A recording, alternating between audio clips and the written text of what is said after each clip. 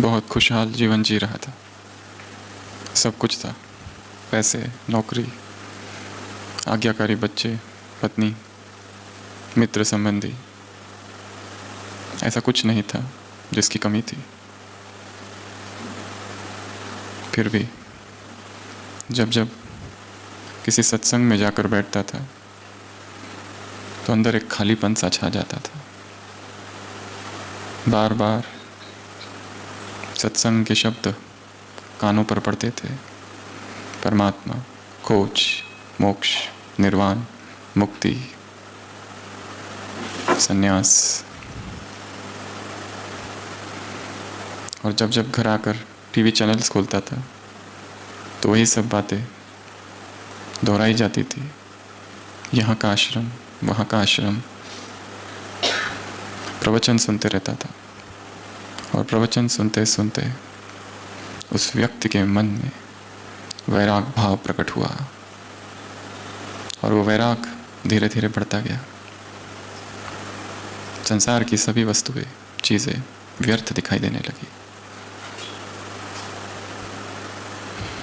वो जो कुछ करता था वो सब कुछ अर्थहीन दिखाई देने लगा। और एक दिन वो निर्णय कर लेता है कि मुझे इस संसार का त्याग करना है और संन्यास लेना है। और वो व्यक्ति घर पर अपनी ये बात जैसे ही बताता है, भयंकर विरोध होता है। मित्र उसे समझाते हैं, बच्चे समझते हैं पता नहीं क्या हो गया बुढ़ापे में। माता पिता भी समझाते हैं कि क्यों जा रहा है, आखिर क्या चाहिए। पत्नी भी समझाती है, पर वो कहता है कि ये संसार मोह माया है, चाहो तो तुम भी मेरे साथ चलो। पत्नी कहती है नहीं, मेरे लिए तो यही संसार है, बच्चे और ये घर। उसे हंसी आती है, मूर्ख अज्ञानी स्त्री, धन्य हो तेरा। और वैरागी मन को जितना भी रोको, वैराग और दृढ़ होता है और बढ़ता है। आखिरकार सभी कोशिशें व्यर्थ हुई और वो निकल पड़ा। कई जगह गया, बनारस गया, हरिद्वार गया, ऋषिकेश गया, भिन्न भिन्न स्थानों पर गया। पर वहाँ जाकर उसे नई बात पता चली कि जिस आश्रमों में रहना पड़ता है वहाँ पर खुद का खर्चा खुद करना पड़ता है। वो तो अच्छा था, वो अपना ATM कार्ड साथ में ले गया था। कहानी लेटेस्ट है। आश्रमों पर रुका, वहाँ की किताबें बेची, नियमों का पालन किया, पर भोजन खुद का खुद। गुरुओं की आज्ञा मानी। कई आश्रम बदले और कहीं कहीं पर उसने देखा वो आश्रम केवल नाम के है, वो वास्तव में राजनीतिक संगठन थे। अंदर कुछ, बाहर कुछ।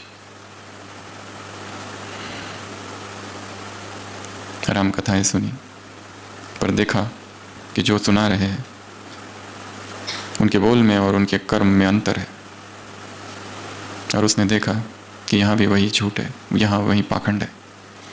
और फिर वो सोचता है अच्छा होगा कि दूर हिमालय में चला जाऊं, क्योंकि उसकी प्यास ईश्वर को पाने की थी। और वो यहाँ देखता है ईश्वर ये लक्ष्य तो भूल ही गया है। लोग आश्रमों में रहते हैं परंतु कुछ और कर रहे हैं।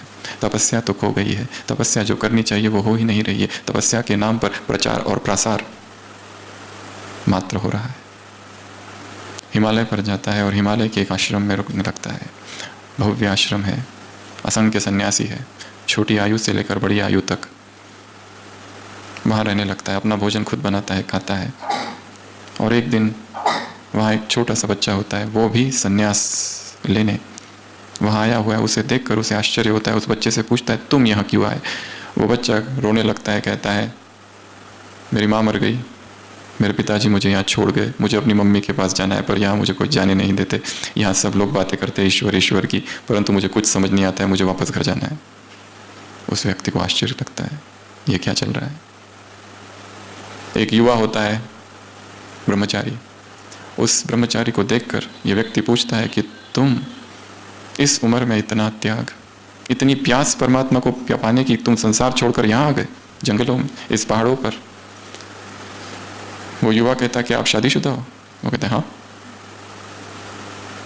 वो कहता है मैंने सुना है स्त्री नरक का द्वार है, पर मुझे अनुभव करना था। शादी की बड़ी तीव्र कामना है, पर परिस्थितियां ऐसी आई कि संन्यास लेना पड़ा और यहां सन्यासी बन गया। पर अवसर मिला तो जरूर लौट जाऊंगा। उस आश्रम के जो मुख्य है, 60 वर्ष उनकी उम्र, प्रकांड पंडित है, ज्ञानी है, वेद उपनिषद कंठ है। उनसे वो पूछता है आपका क्या अनुभव है, आप कैसे सन्यासी बने? वो कहता है पत्नी जो थी उसने धोखा दिया, वैराग आ गया, इसलिए यहाँ पढ़ा हूँ। और फिर धीरे धीरे आश्रम खुला और इतना बड़ा बन गया है। वो जो गृहस्थी होता है वो सोचता है यहाँ मुझे भगवान मिलने वाला नहीं है, क्योंकि यहाँ तो ये लोग ही भटके हुए हैं। वो वहाँ से निकल कर कहीं और जाता है, देखता है ऊंची पहाड़ी पर कोई एक बूढ़ा व्यक्ति रहता है, कोई एक योगी, कोई एक सन्यासी, उसके पास जाकर बैठता है और कहता है मैं क्या करूँ, मुझे भगवान को पाना है। वो बूढ़ा सन्यासी कहता है तुम यहाँ क्या कर रहे हो? वो कहता है यहाँ नहीं रहूँ तो कहाँ जाऊँ, जंगलों में आश्रमों में तो भगवान मिलते हैं। वो हंसने लगता है, कहता है तुमको किसने कहा ये सब, क्या वो यहाँ नहीं मिलता है? व्यक्ति पूछता है, कहता है बिल्कुल नहीं। फिर कहाँ मिलता है? तो आप यहाँ क्या कर रहे हो फिर? वो कहता है मैं तो बचपन से ही घर से भाग गया था, किसी आश्रम में रहा और वहाँ पर गुरुओं की सेवा की, बाद में गुरु चले गए, मुझे छोड़ गए। अब मैं अकेला रहता हूँ और अकेले रहने की आदत सी पड़ गई है और मौन में रहता हूँ। नीचे गांव में जाता हूँ, भिक्षा मांगता हूँ, थोड़ी बहुत सेवा करता हूँ, फिर चुपचाप अपनी साधना करता हूँ, मंत्र जाप करता हूँ। वो व्यक्ति पूछता है पर मैं क्या करूँ फिर? जहाँ देखता हूँ वहाँ पर ढोंग और आडंबर और दिखावा और ढकोसलापन है। सत्य क्या है? सत्य को कैसे ढूंढूं? वो बूढ़ा योगी कहता है सत्य यहाँ नहीं है, और जिसे तुम वैराग कह रहे हो वो वैराग भी नहीं है। जाओ जाकर वहीं रहो जहाँ रहते हो, परंतु ऐसे रहो जैसे उस संसार में होते हुए भी संसार में नहीं हो। व्यक्ति, वस्तु, स्त्री आए और चली जाए, तुम अलिप्त रहो। यहां रहकर तुम्हें कुछ नहीं मिलेगा। किसी को छोड़कर, किसी चीज को, वस्तु को छोड़कर वैराग नहीं धारण किया जा सकता है। वैराग का संबंध त्याग से कम है, समझ से है। ये छोड़ दिया, वो छोड़ दिया, ये नहीं खाते, वो नहीं खाते, ऐसा नहीं करते, वैसा नहीं करते, ये वैराग नहीं है। वैराग का संबंध जागरण से है, वैराग का संबंध समझ से है। वैराग अर्थात वो आंख जो महल में भी खंडहर को देख ले। वैराग अर्थात कुछ त्यागना नहीं। वैराग अर्थात अंदर जो गंदगी है, अंदर जो कचरा है, उसके प्रति विद्रोह। जो अनावश्यक है, जो पाप का बोध लाता है, जो पश्चाताप लाता है, जो दुख और पीड़ादायी है, उस दुख को उखाड़ कर फेंक देना अर्थात वैराग। चीजों को छोड़ना वैराग नहीं है, समझ अर्थात वैराग। जो चीज बार बार दुख दे रही है, जो संबंध दुख का कारण बना हुआ है, जो वासना, जो इच्छा, जो तृष्णा, सभी अपेक्षाओं का अंत होना अर्थात वैराग का उदय होना। इसका कहीं जाने से, कुछ छोड़ने से कोई भी संबंध नहीं है। परिपूर्ण जागरण, संपूर्ण जागरण अर्थात वैराग। सुबह की अव्यक्त वाणी। वैराग अर्थात किनारों को छोड़ना। स्थान को छोड़ना वैराग नहीं, वस्तुओं को छोड़ना वैराग नहीं, व्यक्तियों को छोड़ना वैराग नहीं, शहर को छोड़कर जंगल जाना वैराग नहीं, किनारों को छोड़ना। क्योंकि किनारों को क्या कर दिया गया है? अपना क्या बना रखा है? सहारा। किनारे छूटते जाए। मुरली में बाबा ने कहा किनारों की लिस्ट अगली बार बताएंगे। और क्या अगली बार बताएंगे? और एक चीज है जो अगली बार बताएंगे, खेल। बच्चे क्या क्या खेल करते हैं वो अगली बार बताएंगे। और किनारे कौन कौन से है उसकी लिस्ट अगली बार। तो इंतजार करते रहोगे उसके लिए या खुद निकालोगे? खुद निकालना है। तो भट्टी का आज आरंभ भी समझो और लक्ष्य मिल चुका है, वैराग। किनारों को छोड़ देना। कौन से किनारे छोड़ने हैं? अगले 3 दिन अपने ही अंतर मन में प्रवेश। किस संबंध ने पकड़ रखा है? किस वासना ने पकड़ रखा है, किस एडिक्शन, किस व्यसन ने पकड़ रखा है, कौन सा संस्कार, कौन सी गलती, कौन सी कमी, कौन सा भारीपन, कौन सा दुख और कौन सी उदासी, कौन सा कंफ्यूजन, क्या है ऐसा? काम बड़ा है तो मन को शांत कर दो और एक छोटे बालक की तरह बन जाओ, एक साधक की तरह, समर्पण भाव। तो आज सुबह की व्यक्तवाणी कौन किससे मिल रहा है? सुनी है या पढ़ी है या दोनों ही नहीं किया है? सुनी है कि पढ़ी है? सुनी भी है और पढ़ी भी है।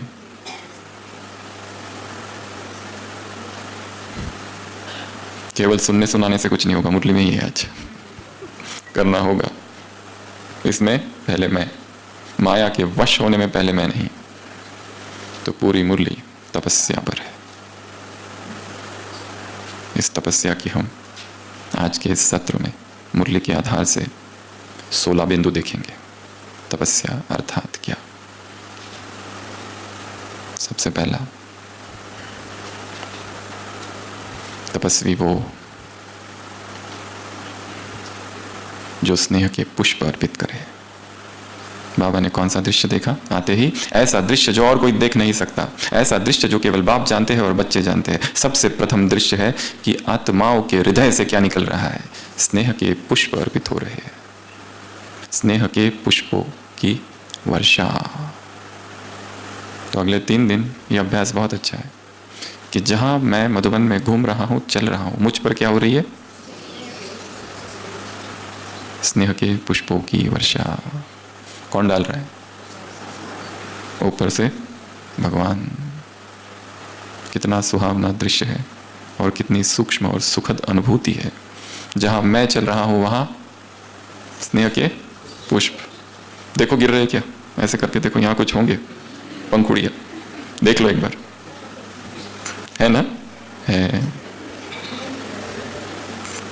मुझ पर स्नेह के पुष्पों की वर्षा हो रही है। बाबा कह रहे हैं बच्चे स्नेह के पुष्पों की वर्षा कर रहे हैं। ये दृश्य बाबा ने देखा और हम क्या अनुभव करेंगे? वो कर रहा है। और यहां बैठे बैठे वहां का दृश्य इमर्ज करो। अपने लौकिक घर, सेवा केंद्र, कार्यस्थान और अमृत वेला कल देखना मैं वहां हूं, वहां के कार्य करते हुए यहां से देखना। और सभी कार्य करते हुए क्या हो रहा है वहां पर? मुझ पर मुरली सुन रहा हूं, सुना रही हूं, कोर्स कर रहे हैं, करा रहे हैं, जो कार्य वहां है, गाड़ी चलाना, ट्रैफिक, ऑफिस, सब कुछ करते हुए वहां पर मुझ पर क्या हो रहा है? स्नेह की पुष्पों की वर्षा। किसी मुरली में बाबा ने कहा था रेन्स ऑफ गोल्डन फ्लावर्स। कौन से पुष्प? सुनहरे, स्वर्णिम, स्वर्ण फूल। पर किस पर होगी? यह भी एक प्रश्न है। सब पर?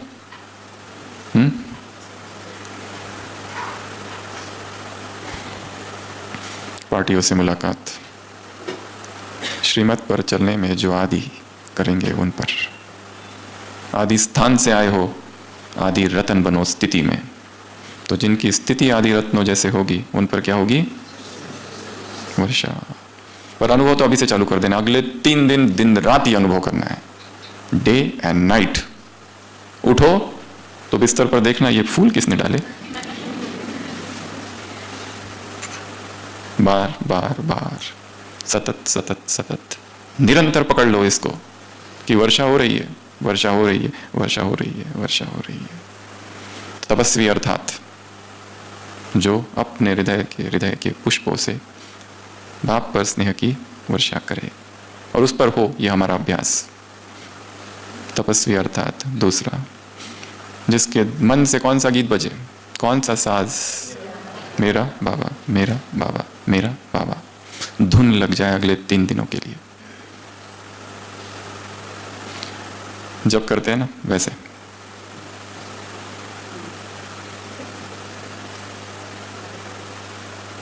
गीत गाते रहना अंदर अंदर अंदर अंदर। टाइम मिला तो चालू कर दो, मेरा बाबा, मेरा बाबा, मेरा बाबा। स्थूल में और मन में कहने मात्र से ही समीपता का अनुभव होगा। तपस्वी अर्थात हृदय से एक गीत बजे, दूसरी निशानी। तीसरी, तपस्वी आत्मा अर्थात तपस्या अर्थात दीप जले। कौन सा? कौन सा? मुरली सुनी है ना? सुबह सुनी थी, उसके बाद पता नहीं कितनी बातें हो गई। कौन से दीप? ये मिलन जो है उसकी शुभ आशाओं के दीप, अर्थात निरंतर मिलन हो रहा है।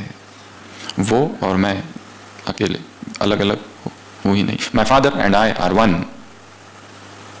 My father and I R one. वो और मैं एक हूं। या फिर तुम तो यहीं कहीं बाबा मेरे आसपास हो। देख लो एक बार, बाजू में बैठा तो नहीं है, या तो पीछे होगा कहीं, या तो सामने, पर है। आते नजर नहीं, पर है। भगवान देखने की चीज नहीं, अनुभव करने की चीज है, ऐसा भक्ति में कहते हैं। तो तीसरा अभ्यास, दीप जला रहे, मिलन का दीप, शुभ आशाओं का दीप, निरंतर मिलन हो रहा है। वैराग की एक परिभाषा ये है, दूसरों पर जो बुद्धि टिकी हुई है वहां से वो हट जाए, अर्थात वैराग। एक फ्रांस का फिलोसोफर कहता है, The other is hell. The other is hell. अपनी बुद्धि को दूसरों से हटा दो। चौथा, तपस्वी आत्मा अर्थात कहाँ बैठी है वो? बाबा ने क्या कहा? ये तख्त कैसा है मेरा विशाल। जो भगवान के दिल तख्त पर निरंतर बैठी है वो है तपस्वी आत्मा। तो क्या अनुभव करेंगे? मैं कहाँ बैठा हूँ? कहाँ बैठी हूँ? कौन से सोफे पर, कौन से तख्त पर, कौन सी सीट पर? ताऊसी तख्त, दिल के ताऊस तख्त पर तू दिल वाला है। हमारे तख्त पर वो बैठा है, पर बाप के दिल तख्त पर कौन बैठ सकता है? एक अव्यक्त वाणी थी 2010 की, जिसमें बाबा ने शुरुआत में ही पूछा था कि भगवान के दिल तख्त पर कौन बैठ सकता है? उत्तर था बाबा का, जिसने बाप को अपने दिल तख्त पर बिठाया है वही बैठ सकता है। और भगवान का जो दिल तख्त है कैसा है? बहुत प्योर, बहुत ज्यादा पवित्र, जिसमें जितनी प्यूरिटी की पावर होगी वही उस तख्त पर बैठ सकते हैं। बाकी सब फिसल जाएंगे क्योंकि बहुत स्लीपरी है।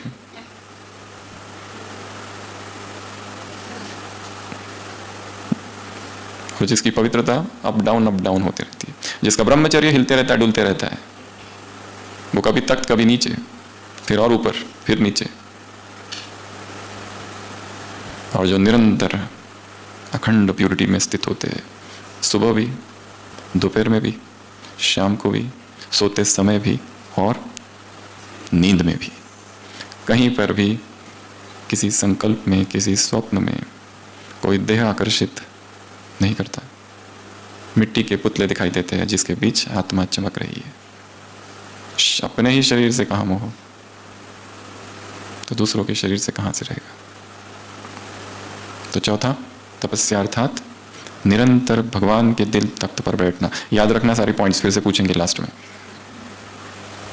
और जिन्होंने आज की मुरली नहीं पढ़ी है, इस क्लास के तुरंत बाद बिना मुरली पढ़े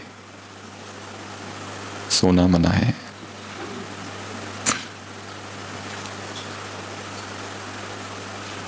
जो पॉइंट्स बता रहे वो वास्तव में है या नहीं, कंफर्म भी कर लेना ना। तो ये 4। 5वां, फिर बाबा ने, फिर बच्चे बाबा से बातें कर रहे, उलाने दे रहे हैं, परंतु बाप फिर भी पदम गुना याद प्यार दे रहे हैं। ब्रह्मा बाप अव्यक्त फरिश्ता बने, किस लिए? सेवाओं के लिए। परंतु आज अव्यक्त से व्यक्त हुए, तो यदि बाप से प्यार है तो तुम्हें क्या करना है? व्यक्त से अव्यक्त बनना। ये है स्नेह का रिटर्न। बाप अव्यक्त क्यों बने? आप समान बनाने के लिए। तो 5वां, तपस्वी अर्थात ब्रह्मा बाप समान, जो व्यक्त से अव्यक्त बने। और अव्यक्त बनने के लिए 2 काम करने हैं जो भट्टी में आए हैं। तीसरा है वो बाद में बताएंगे।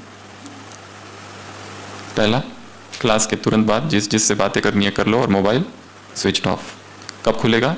भट्टी का जब लास्ट सेशन होगा उसके बाद। कोई भी इलेक्ट्रॉनिक्स अगले 3 दिन हमारे शरीर को स्पर्श न करे, ठीक है? बड़ा भारी काम है ये, पर 3 ही तो दिन के लिए आए हैं और बहुत कुछ लेकर जाना है। जो प्रशासन में है, जिन्हें प्रबंध करना है, उनकी बात अलग, वो 1-2 लोग, वो बहनें, पर बाकी सभी जिससे बात करनी है कर लो, बाकी संसार से connection cut off, no contact, किसी से भी नहीं। दूसरा काम, आपस में बातचीत बंद, कोई शेयरिंग ऑफ एक्सपीरियंस नहीं। जब बोला जाएगा यहां आकर शेयर करो, उस दिन शेयर करना लास्ट, तब तक कुछ नहीं। बोलते बोलते तपस्या नहीं होती है। हाँ, जो केवल मनोरंजन के लिए आए हैं, जो केवल घूमने के लिए आए हैं, उनके लिए ठीक है, जो करना है करो।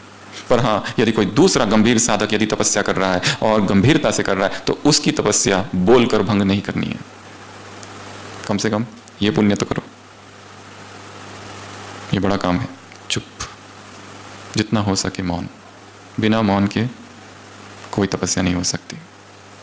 खाना खा रहे, थोड़ा बोलना पड़े, धीमी आवाज में और कम, पर लक्ष्य रखो 100% मौन का। तो कहाँ थे हम? 5वां, अव्यक्त अर्थात व्यक्त नहीं, बोलना व्यक्त भाव है।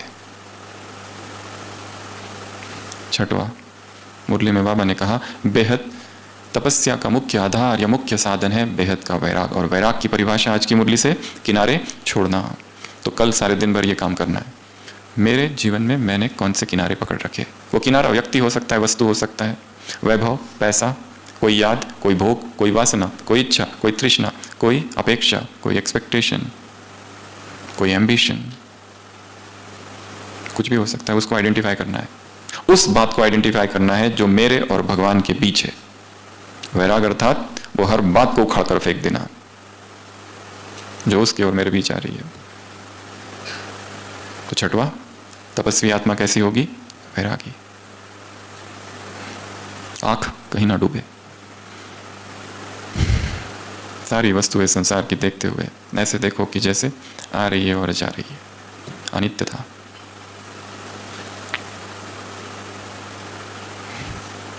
उसके बाद 7वां, 8वां, 9वां, 10वां, 11वां, 5 बातें।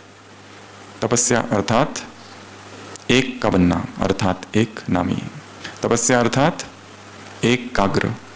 तपस्या अर्थात एक रस स्थिति। तपस्या अर्थात एकांत प्रिय। तपस्या अर्थात इकोनॉमी। ये 5 बातें मुख्य परिभाषा दी है तपस्या की।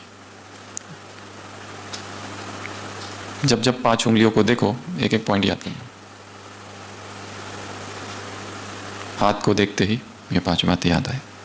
पहला, एक का बनना, और जो एक का बना है फिर वो किसी और का नहीं हो सकता।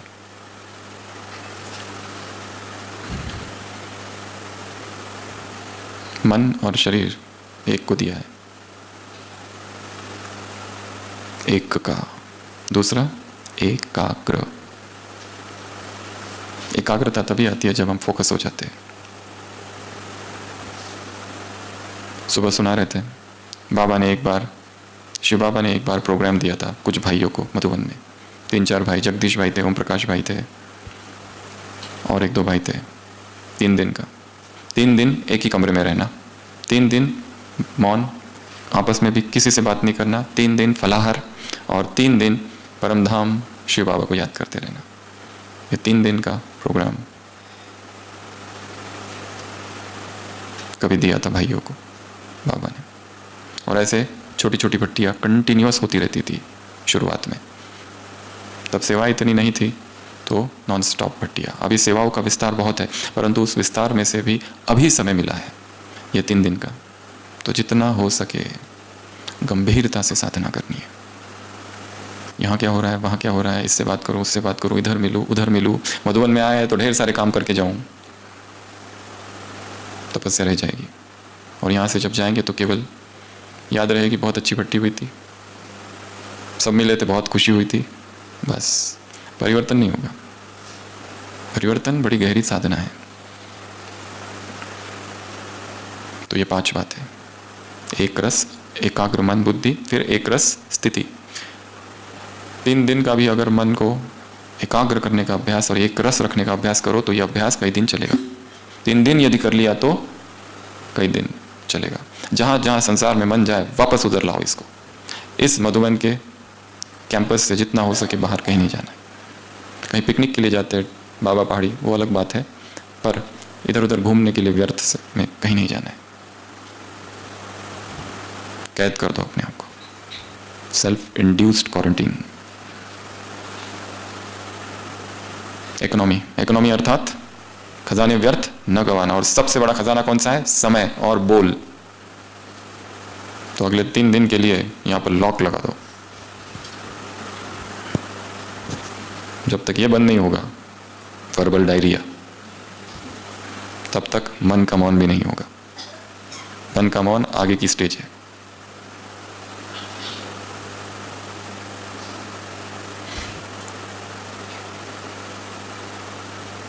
इकोनॉमी, एक रस, एकाग्र, एक नामी, और 5वां एकांत। अगले 3 दिन सोचो कि मेरे अतिरिक्त यहां और कोई भी नहीं है, सन्नाटा। और जितना हो सके डाउनकास्ट आइज नीचे। आंखें जहां जाती है एनर्जी वहां फ्लो करती है। जिसको जहां जहां आंखें जाती है वहां क्या होती है? ऊर्जा भागती है। wherever eyes goes energy flows. इसलिए जितना हो सके इधर उधर देखते नहीं बैठना है, ये क्या कर रहा है, वो क्या कर रहा है। चुपचाप साधना। कितनी बातें हो गई? 11, 12। बाबा ने कहा शक्तियां तुम्हारा अधिकार है, तुम सब शक्तियां लो। यथाशक्ति नहीं, सर्वशक्तिवान हो। जितनी चाहे उतनी शक्तियां बाप से ले लो, अधिकार है। तो सारे योग के प्रयोग में क्या करना है कि मुझ में शक्तियां आ रही है, मैं शक्तिशाली हो रहा हूं। यह अभ्यास केवल यहां और मेडिटेशन में बैठते समय नहीं, चलते फिरते कुटिया में जा रहे हैं, शांति स्तंभ पर जा रहे हैं, जहां जा रहे हैं फूलों की वर्षा हो रही है और मैं शक्तिशाली हो रहा हूं। मेरी शक्तियां बढ़ रही है, मेरा संयम बढ़ रहा है, मेरा ब्रह्मचर्य बढ़ रहा है, मेरी पवित्रता बढ़ रही है, मेरी सहन शक्ति बढ़ रही है। मैं मास्टर सर्वशक्तिवान हूं। आज तो बाबा ने मास्टर भी नहीं लगाया, डायरेक्ट कहा कि तुम सर्वशक्तिवान हो, तुम सर्वशक्तिवान हो। 12th point. और इसमें यह भी कहा अपना प्रोग्राम बनाओ। प्रोग्राम है इसलिए कर रहे हो या दिल के उमंग से कर रहे हो?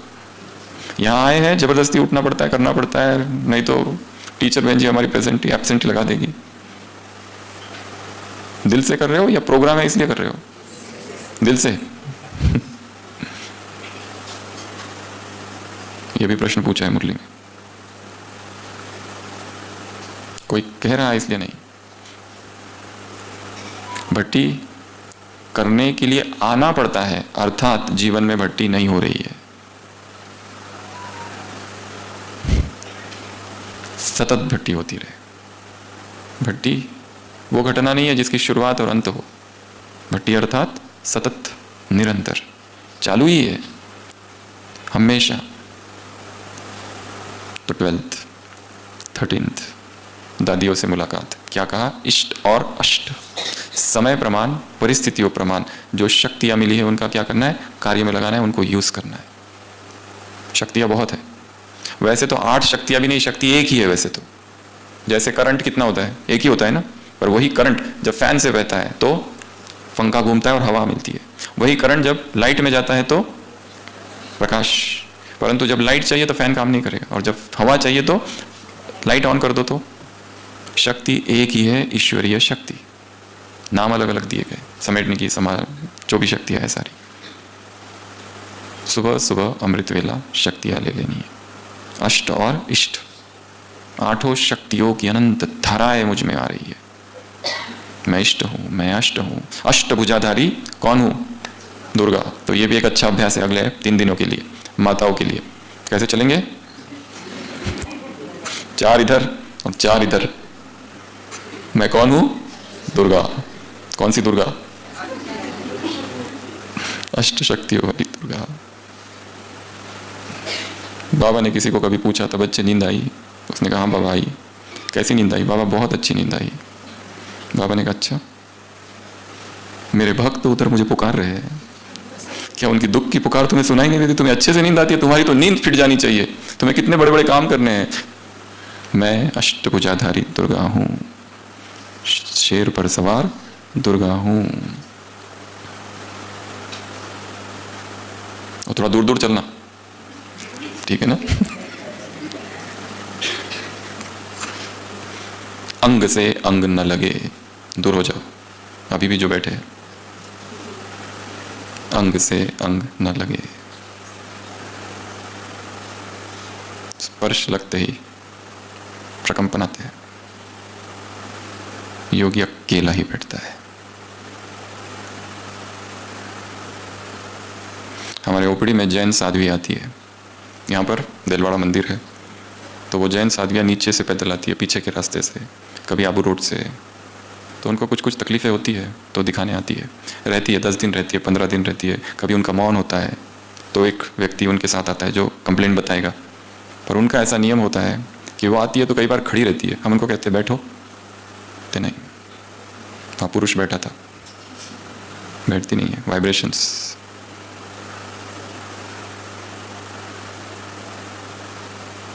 ऐसे नहीं बैठ जाती है कहीं पर। उनके नियम बहुत पक्के हैं। एडमिट भी होती है तो कई बार हमने देखा, जब एडमिट होती है बिस्तर पर नहीं, नीचे सोते हैं। उनके बहुत सारे नियम होते हैं। तो अपनी धारणाओं पर कितने पक्के हैं। बाल निकालते हैं अपने हाथों से, एक एक जोर से। कैंची यूज नहीं कर सकते।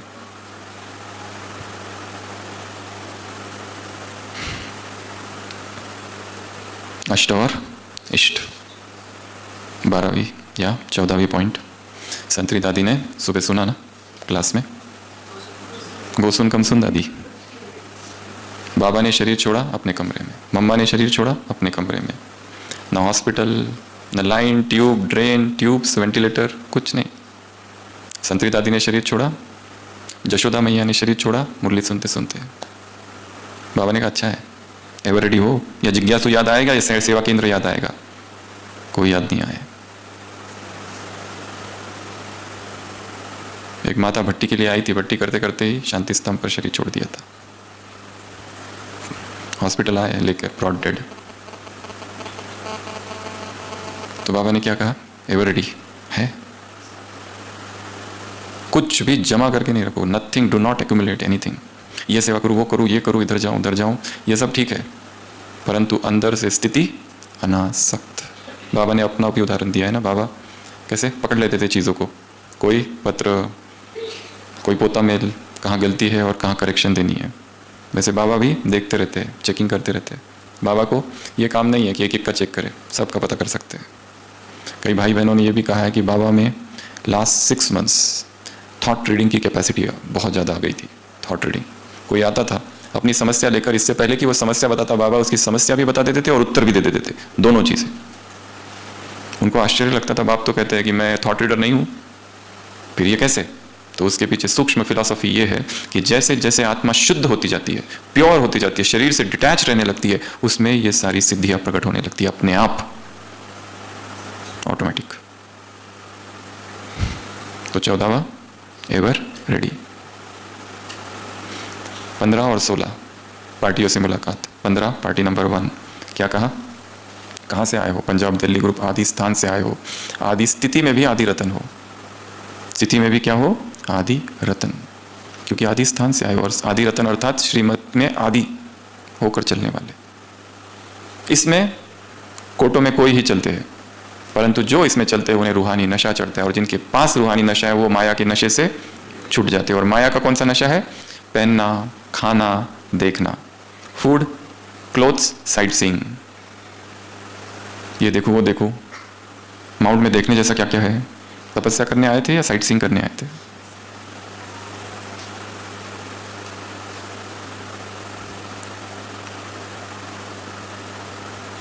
वैराग अर्थात महल में भी खंडर को देख लेना।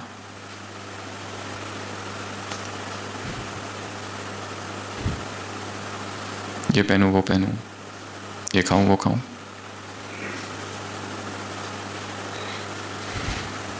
पहले मैं, जो पहल करता है उसे पदम मिलते हैं, तो इसमें पहले करो, माया के वश होने में नहीं। तो 15वीं पॉइंट, नशा। कौन सा नशा? रूहानी नशा। और लास्ट पार्टी नंबर 2। कहाँ से आए हो? महाराष्ट्र, MP? कहाँ से आए हो? गुजरात? ओरिजिनल घर कौन सा है? ओरिजिनल स्थान कौन सा है? मधुबन। काम क्या करते हो? गवर्नमेंट सर्वेंट, फैक्ट्री या गृहस्थी में हो? ईश्वरीय सेवा। तो ओरिजिनल काम है ईश्वरीय सेवा, ओरिजिनल घर है मधुबन, इसको नहीं भूलना। और क्या कहा यहां पर बाबा ने? एक बहुत अच्छी बात कही है। माता क्या कहती है? हमारे घर वाले कैसे हैं? पक्के रावण। तो बाबा ने क्या कहा? क्या करो उनसे? लड़ाई करो। शुभ भावना शुभ कामना की अंजलि दो। ये बहुत प्रैक्टिकल और बहुत पावरफुल पॉइंट है, और ये यहाँ 3 दिन करके जाना है। यहां से कैसा भी हो, परंतु शुभ भावना देना है, क्योंकि तुम कौन हो? दाता के बच्चे हो। बाबा ने इतना खजाना दिया, पर किसी ने लिया, किसी ने यथाशक्ति लिया। बाप कभी कहते हैं मैं नहीं दूंगा, तो तुम कौन हो? देने वाले। अपना देवताई ड्रेस क्या किया है? धुलाई, प्रेस, सिलाई सब करके रखा हुआ है ना, देना। तो यहां बैठकर रोज अपने सारे लौकिक रिश्तेदारों को इमर्ज करो। एक यहां बैठे उन सभी आत्माओं को इमर्ज करो जिनके साथ हिसाब किताब चल रहा है। यहां बैठे हुए उन सभी आत्माओं को इमर्ज करो जिनके साथ हिसाब किताब अभी चालू नहीं हुआ, होने वाला है फ्यूचर में। यहां से जाते ही स्टेशन पर खड़े हैं या घर पे आ चुके हैं मेहमान बनकर, क्योंकि हमें तो पता नहीं चलेगा ना, क्योंकि हमारा तो मोबाइल अभी बंद है ना 3 दिन, तो कैसे पता चलेगा? वो तो वहां जाने के बाद पता चलेगा। शुभ भाव ना शुभ कामना, देते जाओ देते जाओ देते जाओ। ये बहुत बड़ा मंत्र है। कोई कितना भी विरोधी हो, कम से कम ये तो कहते ब्रह्मा कुमारी, ब्रह्मा का तो नाम ले रहे हैं।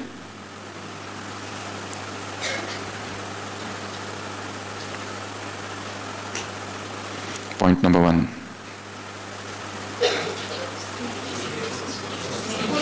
फूलों की वर्षा मुझ पर हो रही है, मैं तपस्वी आत्मा हूं। दूसरा, गीत गाए दिल में निरंतर, गीत गाते रहो, गीत गाते रहो, गाते रहो, गाते रहो। तीसरा, दीप, दीप बुझने ना पाए। चौथा, मैं कहाँ हूं? दिल तख्त पर। और अभी बैठो, इसके बाद उतरना ही नहीं, कभी उतरना ही नहीं। दिल तख्त पर ही बैठकर शरीर छोड़ देना अगर जरूरत पड़ी तो अगर ऐसी बारी आई तो, पर उतरना नहीं वहां से। एक सूफी संत कहता है, प्रभु तेरे दरवाजे पर आया हूं, तेरे दरबार पर। आते आते एक्सीडेंट हो गया, फ्रैक्चर हो गया, अब यही रख लो, कहां जाऊं? जा नहीं सकता। अगला, 5वां, ब्रह्मा बाप समान अव्यक्त फरिश्ता। अव्यक्त, व्यक्त नहीं, अनमैनिफेस्ट। 6वां, बेहद का वैराग। 7वां, 8वां, 9वां, 10वां, 11वां, एक रस, एकांत,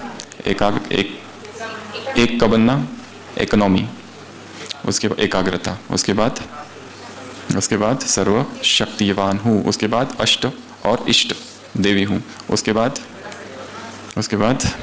एवर रेडी। कभी भी शरीर छूट सकता है। बाबा ने कहा हर एक का हिसाब अलग अलग है, हर एक का हिसाब अलग अलग है। उसके बाद में रूहानी नशा, और लास्ट पक्के रावण को भी शुभ भावना शुभकामना देने वाले। ऐसे पक्के रावण को भी शुभ भावना शुभकामना देने वाली आत्माओं को, ऐसे सर्वस्नेही आत्माओं को, ऐसे बेहद के वैरागी आत्माओं को, ऐसे तपस्वी आत्माओं को, ऐसे सिलाई धुलाई और प्रेस कर अपना कपड़ा देवताई ड्रेस सामने रखने वाली आत्माओं को, ऐसे सर्वशक्तिवान आत्माओं को, ऐसे ब्रह्म मुहूर्त में शरीर छोड़ने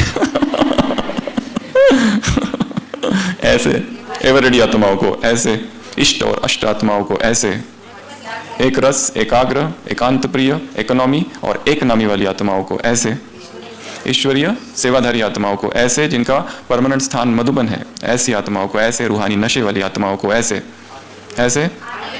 आदि रतन आत्माओं को, ऐसे आदि स्थिति वाली आत्माओं को, ऐसे श्रीमत पर आदि से चलने वाली आत्माओं को, ऐसे दिल तख्त नशीन आत्माओं को, ऐसे अंत में आकर तीव्र पुरुषार्थ करने वाली आत्माओं को ऐसे, योग युक्त आत्माओं को ऐसे, शस्त्रधारी आत्माओं को वरदान ऐसे, ऐसे स्नेही आत्माओं को ऐसे, अष्टरत्न हो गया ऐसे, महान आत्मा ऐसे। हफ्ते भर का नहीं सुनाना है, आज का सुनाना है, नहीं तो रात भर चलेगा ये वेद के वैरागी हो गया। तो ऐसे ढेर सारे समान वाली आत्माओं को बाप दादा का याद प्यार, गुड नाइट और नमस्ते। हम रूहानी बच्चों की रूहानी बाप दादा को याद प्यार, गुड नाइट और नमस्ते। ओम शांति।